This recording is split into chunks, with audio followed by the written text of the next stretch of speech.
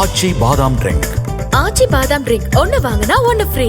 தருமபுரி மாவட்டம் ஒகேனக்கல் காவிரி ஆற்றின் நீர்வரத்து வினாடிக்கு 3000 கனஅடியாக இருந்த நிலையில் இன்று காலை நிலவரப்படி வினாடிக்கு 6000 கனஅடியாக அதிகரித்துள்ளது. இது குறித்த கூடுதல் தகவல்களை நமது செய்தியாளர் மாதையன் வழங்க கேட்கலாம். மாதையன், தருமபுரி மாவட்டம் ஒகேனக்கல் காவிரி ஆற்றில் நீர்வரத்து வினாடிக்கு 6000 கனஅடியாக அதிகரித்திருக்கிறது.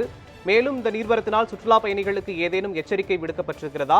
இந்த நீர்வரத்தின் காரணமாக மேட்டூர் அணையின் நீர்மட்டம் என்னவாக உயரும்? முழுமையான விவரங்கள். மோகன், காவேரி நீர்பிடிப்பு பகுதியில தொடர்ந்து கனமழை பெய்து வருவதால ஒகேனக்கலுக்கு நீர்வரத்து அதிகரித்துள்ளது. கர்நாடகா மாநிலத்தில் அமைந்துள்ள கபினி அணை முழு கொள்ளளவு எட்டு நிலையில கர்நாடக அரசு தமிழகத்துக்கு தண்ணீர் உபரி நீர் தண்ணீரை திறந்துள்ளது.